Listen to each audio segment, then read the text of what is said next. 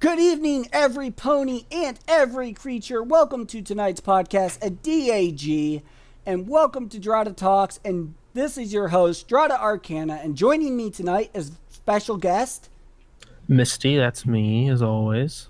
Welcome back. You've been on my podcast a lot lately. Yep, this is the third one. Third? Woo! Didn't think it was that many yet. Well, what are we talking about tonight, Misty?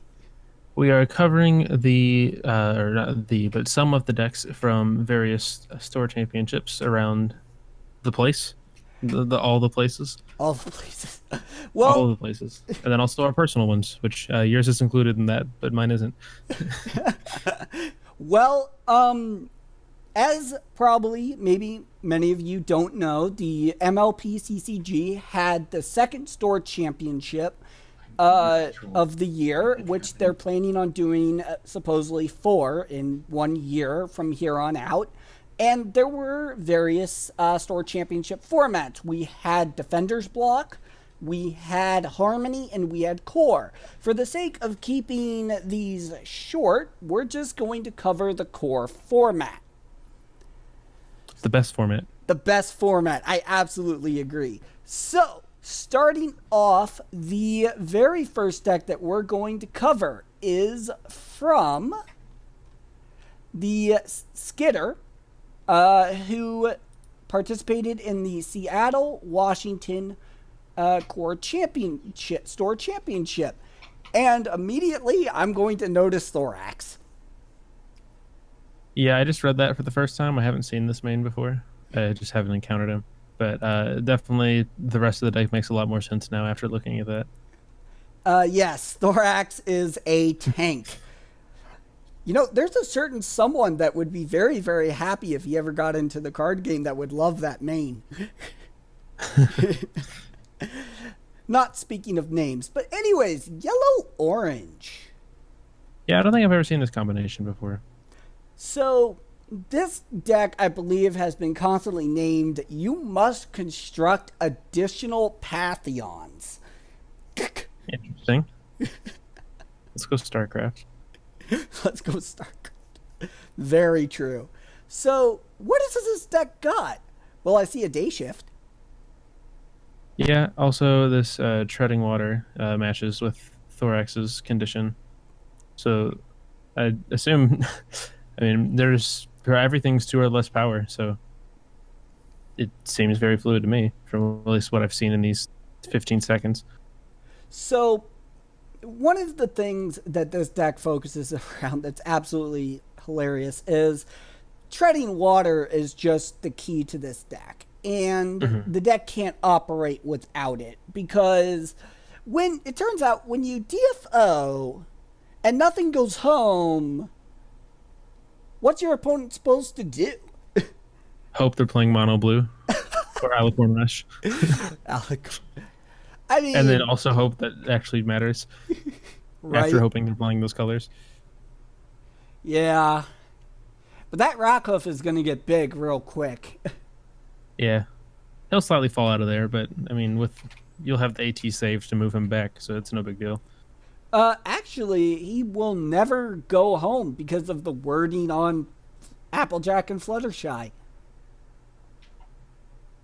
Well, if he gets +1 counters. Yeah, but it says 2 or less printed power. Oh, printed power. I skipped that. Yeah, okay. It's a good catch. Yeah. Which means a Frightened Bunyip doesn't go home. Which means every turn you can pay 2 to rally your Bunyip so you can re-frighten them during it all. Which is actually kind of scary. Those Bunyips are scary. I'm not sure I know what you mean by Bunyip. Trihorn Bunyip Elusive Myth. Oh, I looked at every card that wasn't that one. Okay. Yeah, okay, I remember this.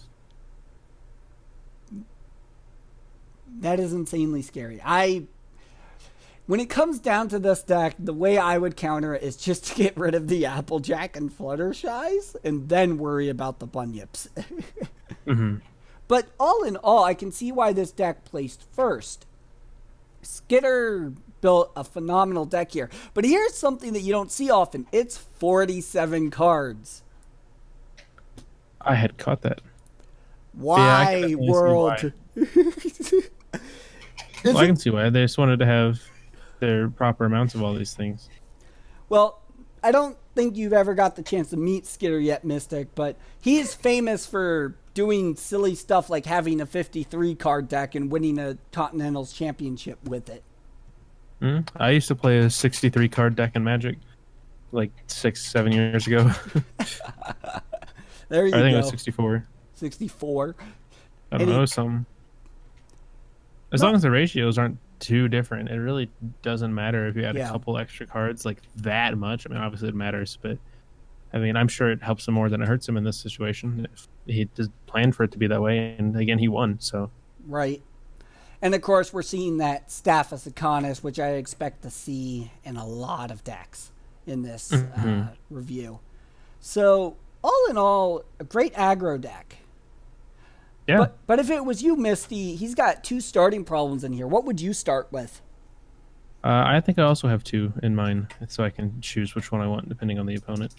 One is 2, Searching High and Low. I haven't seen that one before. And actually, I might put that one in my deck because if I don't start with Loyal Pony in my starting hand, then I have to wait an extra turn. But if I get that, then I don't. Actually, no, I still do. Never mind. Forget all that. But then Lacking Lessons Plans is pretty common. So let's see. Looking at the costs here. I would probably start with Lacking Lessons Plans because if you have just a bunch of 2 or less and you have to pay or play those constantly, it'll be a little bit harder to beat TMs. So, I don't know whether you noticed this or not, but if you start with Searching High and Low and you have a Gummy in hand. What is Searching High and Low? Oh, that one. Okay. What does Gummy do? Oh, okay. Yeah, that makes sense. Yeah, so turn 1, you pay 2, move Thorax, drop Gummy, confront, Thorax is boosted, turn 1. Yeah, that makes sense. Yeah. I like that. I like that too. It's a lot of fun to watch. I don't think I've seen that Gummy card before. I like it. I know, right? Isn't it great? I absolutely despise Gummy. Whenever I go up against Yellow, I'm like, oh my gosh, they're going to play a Gummy. No. Kind of want to try a Yellow deck. I've seen a lot of good Yellow recently. Yeah. Well, this Yellow-Orange was something that was coming out last meta. But it wasn't very popular because it was struggling a lot. It was missing a few things. And as they usually are. Yep. But in Can't this, have everything. Yeah, and then in this set, it got those things that it wanted. Sanctuary Construction, Fire, Friendship, Defend the Hive, Yona. I hate Yona. I love her, too. It's a great card, but... yeah. I luckily have not had to fight against one of those yet, so I don't know the struggle. Oh, if you ever get the chance to fight a Yona, you'll know why she's scary. So I'm sure. Yep. Well, that was Skitter's deck. Oh, wait, it's just an opposing friend, not at this problem. Okay, yeah, that's a bit much. And it has persistent, which is ridiculous, especially if you can give it a way to not be frightened. Which probably would happen in Orange. It's a way to like give all your friends Stubborn or something. Well, no, not Stubborn, but can't be frightened. You said Frightened. Never mind. You could do that with Ember. Ember Dragon Lord, she says that when one of your friends has a power counter, it can't be frightened. Oh, okay. Persistent and can't be frightened. In an Alicorn deck, just... Oh, yeah. Your friends can't be frightened. Yeah, right. Yona is really strong against things like Midnight Luna and Tricorn, Twilight. So... yeah, I'm definitely glad I read this card. Yep.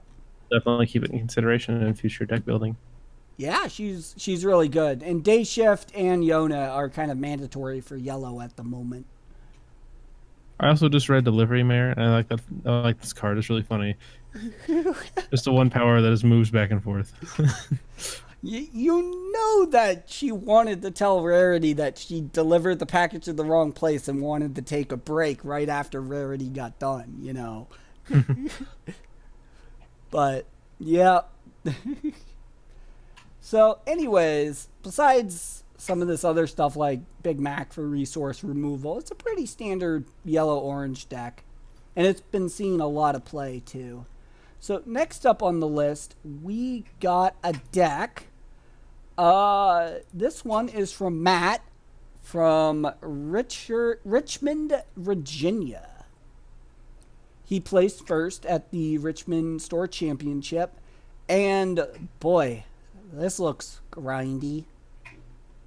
It is our first Tempest main deck so far. First Tempest. So, let's look at this real quick. It's got Changeling Mimics, because why would it not have Changeling Mimics? Purple, White, Old Money, Twilight and Rarity, Mist main, Portal. This is the deck I see all the time in various forms. I know. This grindy control deck. It's got Mist main in there. Enough. Splash of pink. Splash in pink for draw power, bodyguards for unicorns, you know, nap cakes, sleeping princesses. Yeah. Yeah. Luna's Futures, Misfire in case you end up against another control deck, School Shutdown for mass removal, Belly Flop because why not? All in all, I can see why this deck is heavily favored. Definitely a very, very strong deck. So, all right. To me, this looks like a more one-sided version of your deck. Yeah, and we'll get to my deck a little later. So, let's see. Next up, we got a deck. Okay, so this deck is by everyone's favorite Entrid Bugle from the Denver Championship in Colorado. Now, if everyone remembers, Entrid Bugles won 3 Continentals back-to-back, and he concocted a Silver Stream pink-white deck, aggro. At least I think it's aggro. I mean, I'm trying to tell. I'm not too sure. I definitely have this Ponytone Rarity played against me a lot. Soprano. Soprano is so good, especially when you're running Singing Barrel on top of it. But you know what's really comical? Stygian on a Castle of Friendship. Oh, yeah, that's pretty interesting. Yeah. I haven't seen Stygian played yet. I didn't even know the card existed until I looked through the stuff you gave me, and I found a few. Yep. So what you do is that you pay 3, make a Castle of Friendship, then pay 2 next turn to play another Castle of Friendship, and then you just keep doing it, because why not? And if you wanted, you could have him copy Singing Barrel, return him to your hand. Take Soprano back. Yeah, I guess you could do that too. It's not that great, it's just kind of funny. Yep. Well, definitely. It's got cracking in the case there, some petrifieds, fire friendship, of course. We're going to be seeing a lot of fire. Party of 1 for mass removal. And just to be sure, you make a bunch of unicorns with that. So. But yeah, most of these decks seem just really fun, just looking through them. Yeah. So far, Blue's the one I always enjoy the most because it just fits my style more. Like I played Gruul Aggro and MTG for years, and so I just figured I'd start with that. Also, it's cheaper. But looking through here, I definitely would like to try some of these out. These look very fun. Oh, yeah. And Silver Stream is just a great main right now with the extra draw power. That makes sense. So next up, we got Big Cheese from the Santa Clara, California.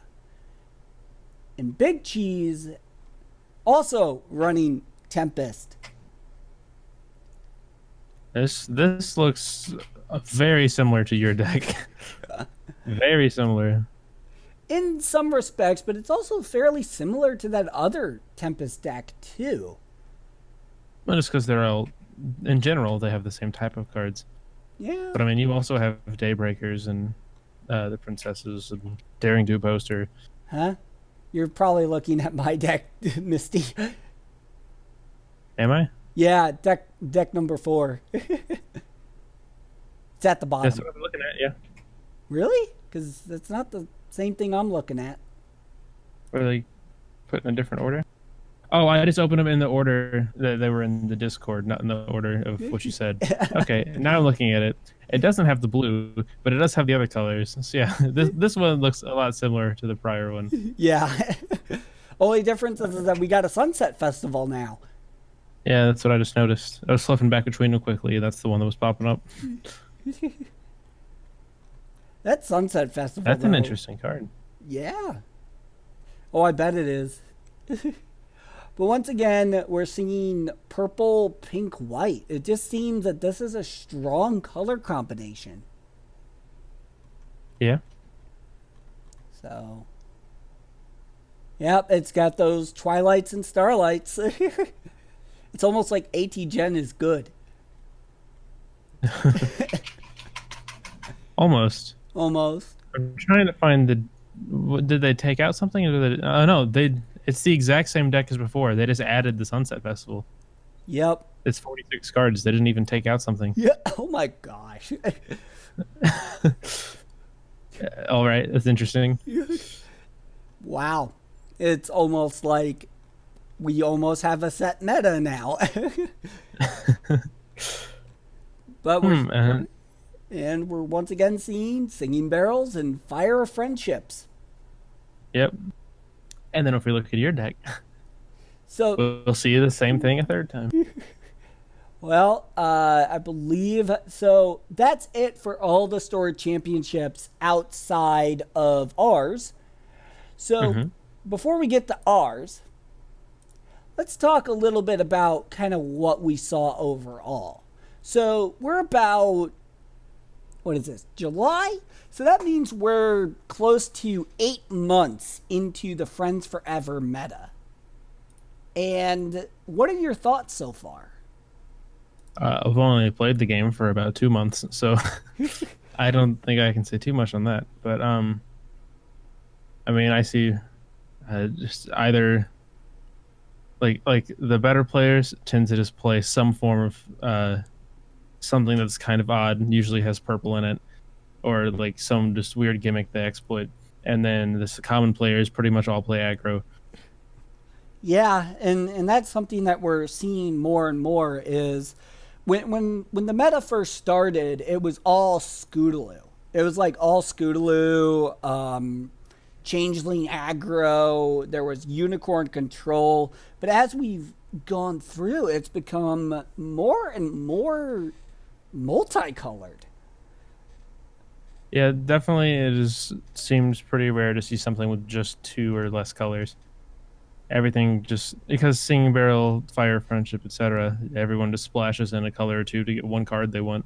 Yeah, we've been seeing that more and more. So, of all these decks, we've had 2 decks that were 3 colors, 2 decks that were 2, and very odd colors at that, color combinations. So what does this last store championship deck look like?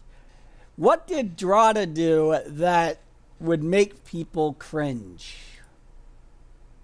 Let's see. Okay. Well, what did I do, Misty? As I said, splash some extra colors in there. A little blue. I was going to say a little bit of yellow, but that's just for Twilight's requirement. You don't really need the yellow. Just play a fire. Pick yellow and play her. Let's just... She's the only yellow in the deck. Because why not, right? I mean, fair. Might as well. So fantastic card. I know. I decided to go for 5 colors. Or 4 colors with a splash of yellow, because why not?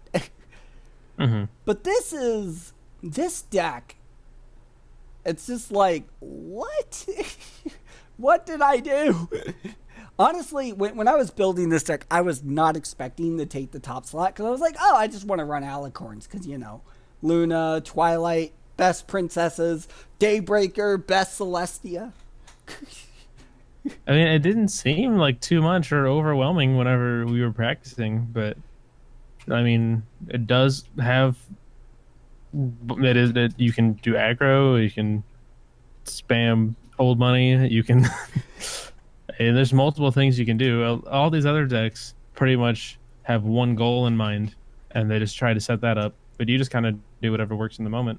Yeah, and that's what I found. So I think my most memorable moment in the tournament was definitely in top 4 when I was up against Pirate Dash. Last turn, the final turn of the game, I was at 6 points. Pirate Dash was at 11. Oh no, we're getting close to time limit. What did I do to score?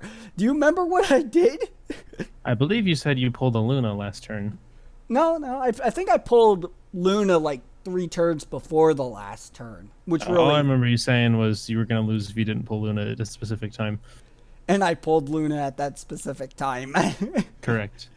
And I managed to get her in play, which changed the game. But last turn, Pirate Dash was at 11 points. I was at 6. It's my turn.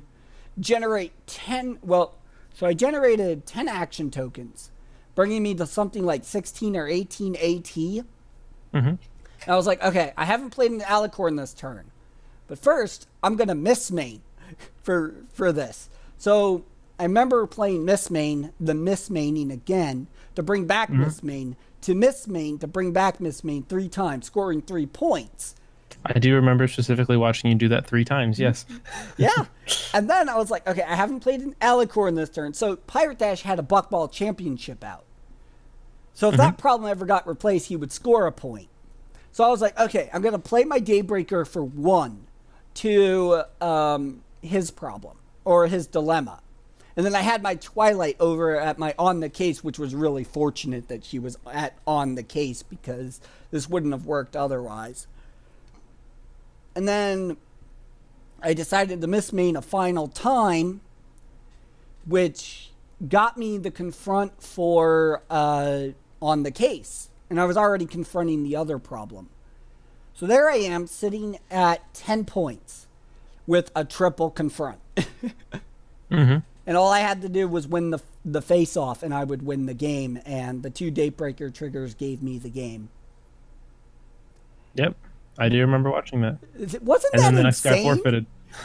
Yeah, then the other guy forfeited because he didn't want to play this. But that was a crazy game. How many friends were in play on both sides? Like, a lot. I mean, I usually see about 10 to 13 per side in game, so I don't really know. I don't know what's standard. That's just what I always see. I know. I think on my side it was something like... Let me change that. About 8 to 10 is probably more realistic. I think I had 14 friends in play, or 15, and he had like 8 or 9. It was a really ridiculous board state. 3 problems in play, something like over 20 friends in play, ridiculous amounts of AT on my side. It was just, it got crazy, that game. That game was very crazy. And I was losing terribly all game. He was at like 11 when I was at like 4.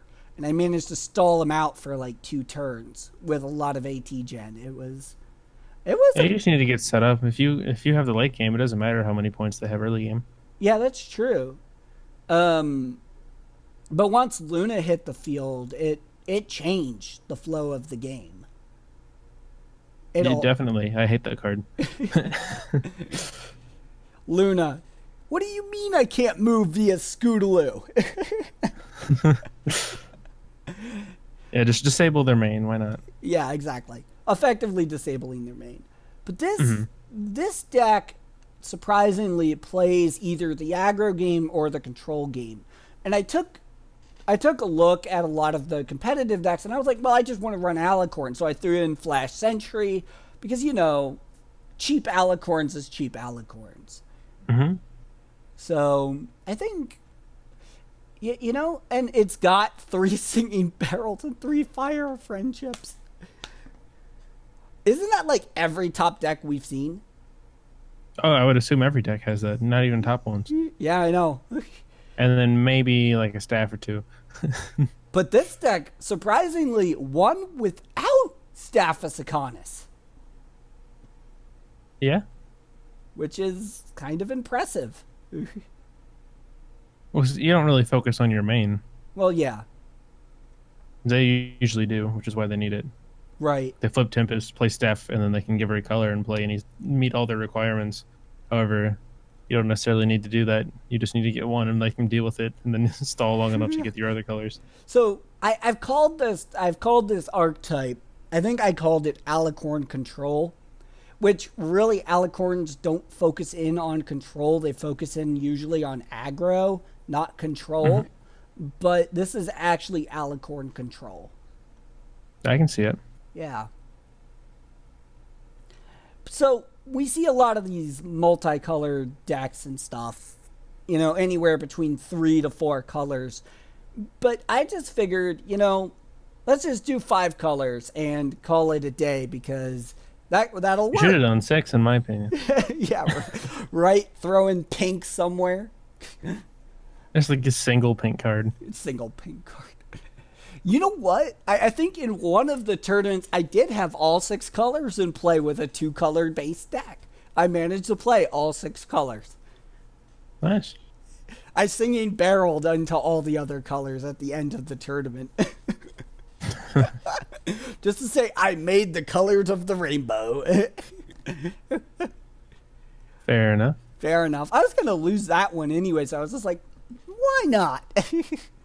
But that was in the Harmony tournament on the day before. But, you know, there's something we're seeing a lot. We're seeing a lot of old money. We're seeing a lot of Miss Main. Miss Main is everywhere. Yep. It's such a good card. I'm honestly kind of surprised it's legal. I know, right? Especially with the way that 2 Miss Mains work.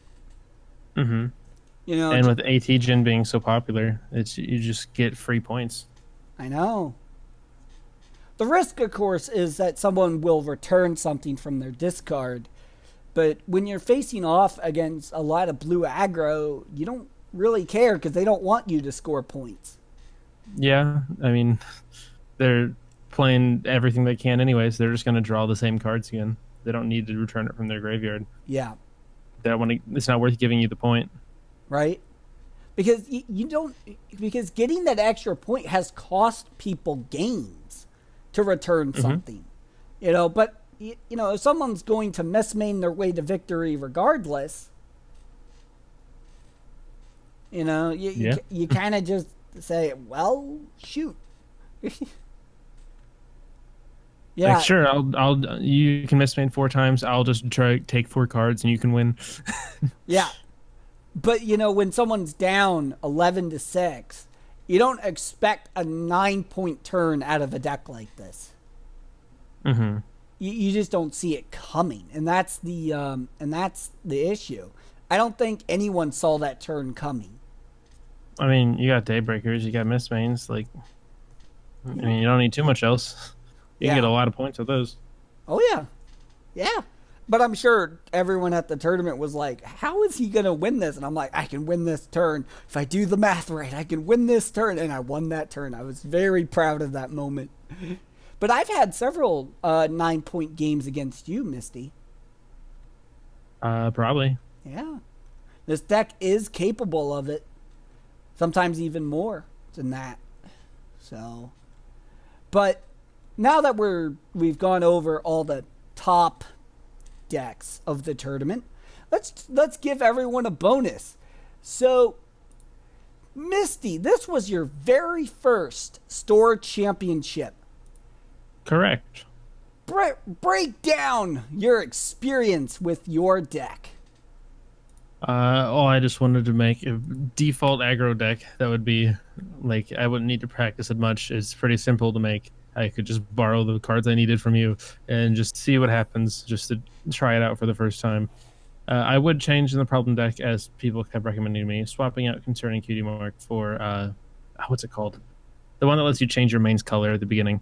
Trading Traditions. Trading Traditions, correct. Because I played 4 games.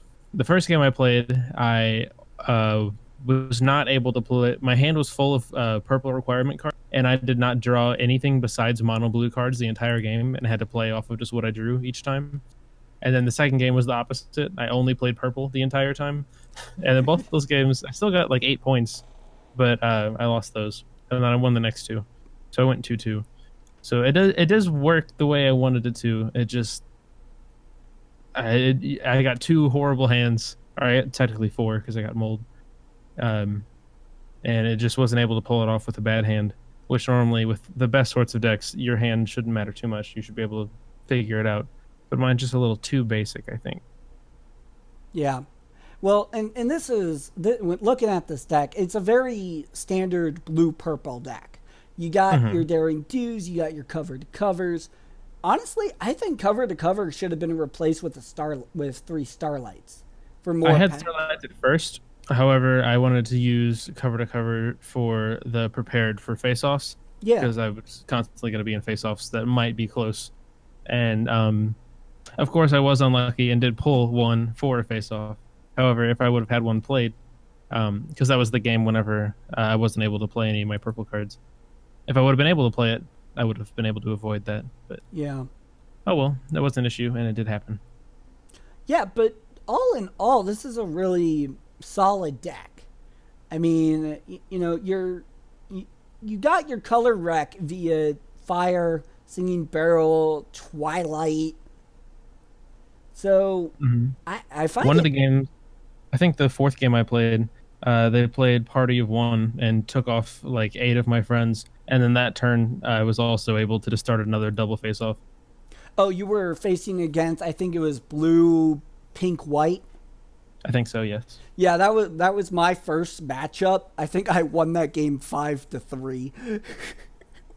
Mine was 6-5 because you ran out of time, but I was about to get, I think, some amount of more points that turn. My 3rd game was 15-14. 15-14. Nice. That was a close one.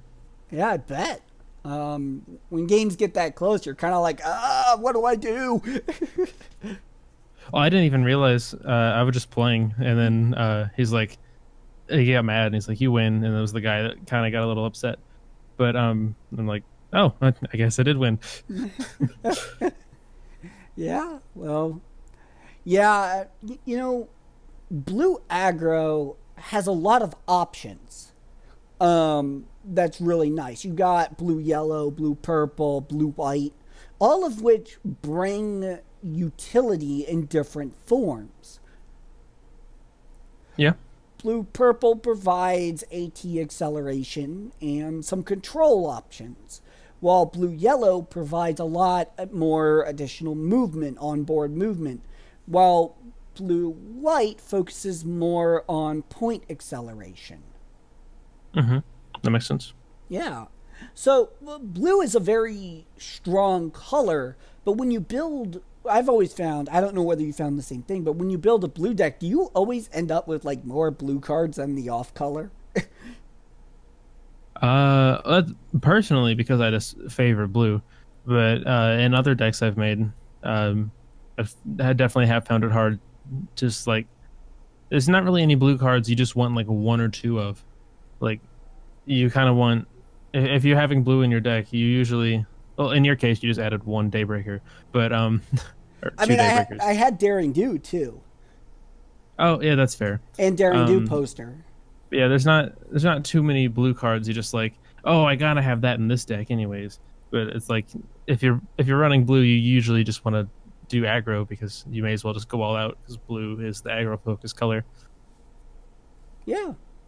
Yeah, and we're seeing a lot of variety in blue. Blue's able to now be part of control decks, aggro decks.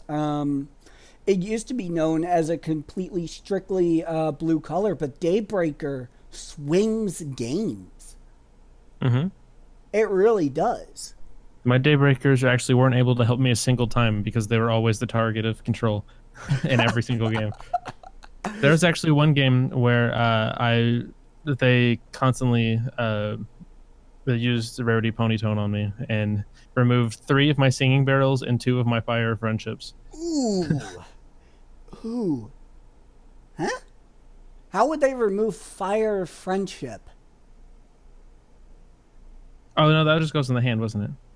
Maybe I'm thinking of something else then. But I definitely did do 3 singing barrels though, because at one point I just put it on top. I'm like, I know you're just gonna get rid of this third one. He's like, oh yeah, definitely. Might as well. Yeah, because fire friendship would just go to the field. Yeah, fire just goes to the field. Maybe I'm wrong with them. I don't know. I don't remember. Adam, it's been about a week, but all in all, you had a very strong showing for your first time. I congratulate you. Thanks. I was also constantly congratulated by the opponent. They're like, "This is your first one, right?" I'm like, "Yeah." They're like, "You did really good." I'm like, "Thank you." You played very well, but the first one, I forgot who my first opponent was. I feel like if I would have had a good hand, I definitely would have won that one. However, the second person I played, I definitely feel like I wouldn't have won that even with a good hand. Their deck just countered mine too badly. Yeah. Yeah, and it's tough when you get into your first tournament. I think my first tournament would have been, what was it? I think mine was Winnie City 2018. I walked in there with an orange-pink Ambassador of Honesty farming deck. I won that tournament. Nice. Well, it wasn't a challenge at the time if you were running Ambassador of Honesty with main 6 party planners and party hard combo.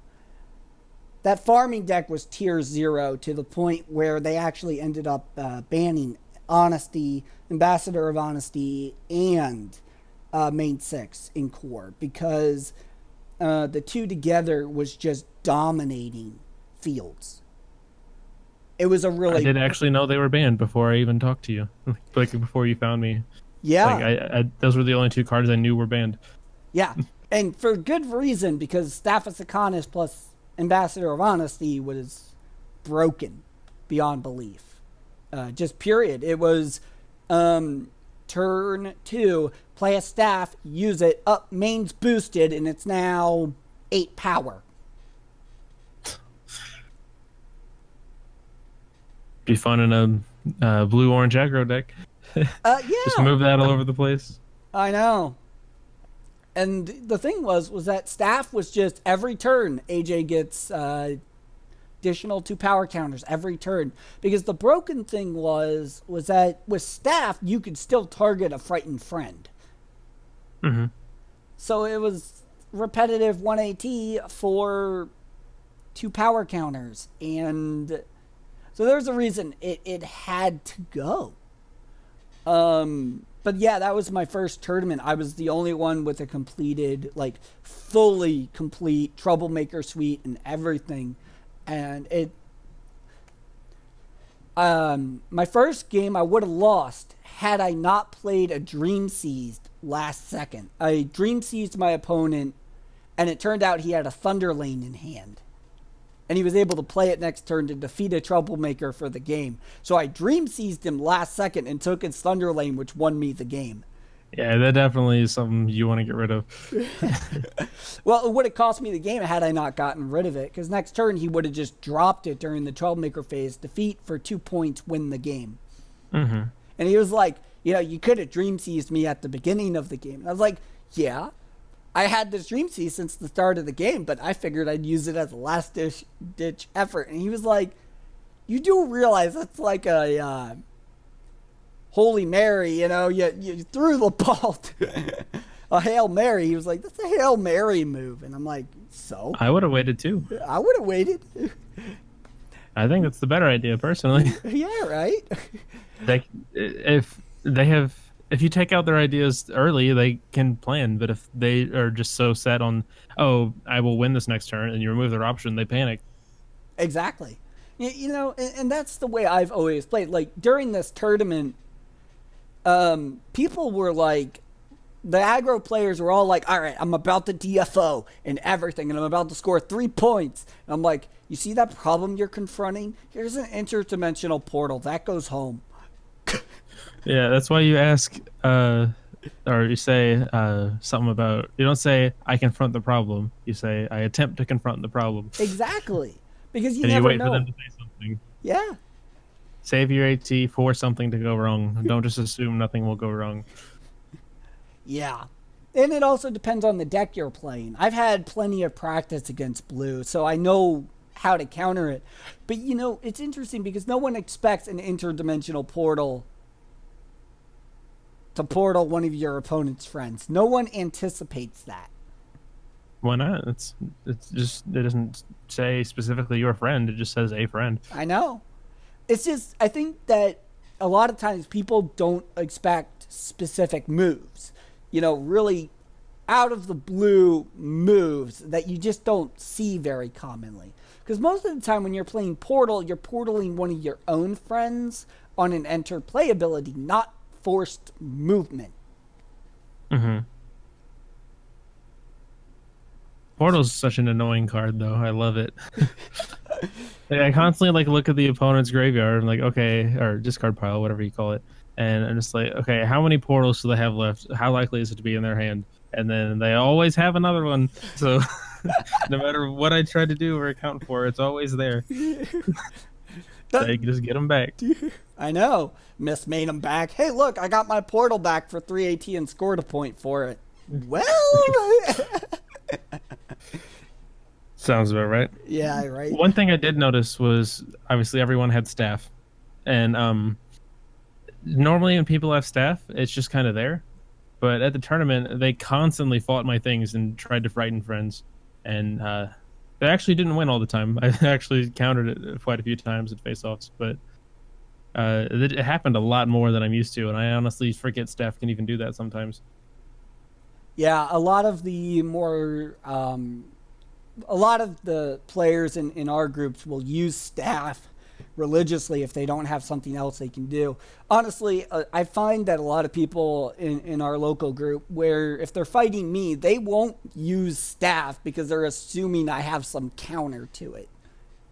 Mm-hmm. And honestly, usually staff doesn't last more than a turn against me because usually I'm hyper beaming it the moment I see it. Yeah, I definitely rest in peace with some. Oh, yeah. Banish effects are so strong. They're so strong. Because it takes it out of the game completely. And that's something that we're seeing a lot in these top decks is a lot of old monies, a lot of banished resources, you know. A lot of white. A lot of white. A lot of purple, too. Yeah. Yeah. But it's a lot of white purple. Yeah. And a lot of Tempest Old Shadows. Yep. Yeah. Well, Tempest is just such an easy main. You can just always flip her. Yeah. And says, hey, I'm just going to look at your hand and get rid of something, and also I flip my main, and also you lose. It's essentially true because so many of the control decks just start with trading traditions, and then they're just like, okay, I call my off color. Mm-hmm. And then they're just like, I boost my main. I look at your hand. I now know what you have. I can discard something. Yep. You know, and then you can watch their face to see if they draw something good. Yeah, exactly. Or they just drop a fire in play and then they don't show you your hand. And you're like, excuse me, I still get to see your hand. So now I know what you have. And now I can plan around it, you know. Yeah. Hand knowledge is so strong. That's why... You know, going for... I loved it when I would go for a Storm King. And I had someone where I played Storm King to their problem instead of a Grubber, and they had thrown their hand at me face up. Just out of habit? Just out of habit. You can't... I mean, that's their fault. I mean, that's their fault. I saw their hand, and I'm like, I don't want to see that. I'm not grabbing Grubber. But they always anticipate it. They always think, oh, he's going to play Grubber off a Tempest. Not always. And not every Tempest player is going to boost turn 1 either. You know, Tempest is one of those mains you just got to kind of guess. You know, you have to anticipate grubber, but you can't just immediately assume that that's what they're going to grab. Well, yeah, that's a horrible idea. Yeah. Never assume what your opponent's doing. Let them tell you, and then double check them and make sure they're not cheating or making a mistake. Exactly. Yeah. And that's something that I see all the time as a Tempest player. They're just immediately like, okay, here's my hand. I'm like, don't give me your hand. I'm playing something different. I'll tell you if I'm playing a grubber. Mm-hmm. But about 8 out of 10 times it is grubber, so people expect that. Mm-hmm. So, anyways, guys, I think that'll about cover it unless you have some final thoughts on the event. At our personal event, the 3 people I wanted to play were you, Luna, and Pirate Dash, and I played every single person that weren't you 3. Isn't that funny how that works? Kinda. That's all I got, though. I mean, I wanted to play you too, and it's just like, really? I'm not going to play Misty? All right. I got to play Pirate Dash and Luna. You did. Yeah. But yeah, no, I mean, I think that, these store champs are very interesting. We're seeing what decks do well, besides Dratta being silly and playing 5 colors, but which is fair enough. But anyways, guys, thanks for stopping by tonight. As always, this is Dratta Arcana. If you're looking to contact me, you can contact me at Dratta.arcana@gmail.com or Dratta Arcana Gaming on Facebook. And as always, I now have a Discord. Link will be in the description. And as always, this is Dratta Arcana at Dratta Talks with special guest. As always, Misty. All right, and we'll see you guys on the next video. So long, every pony and every creature.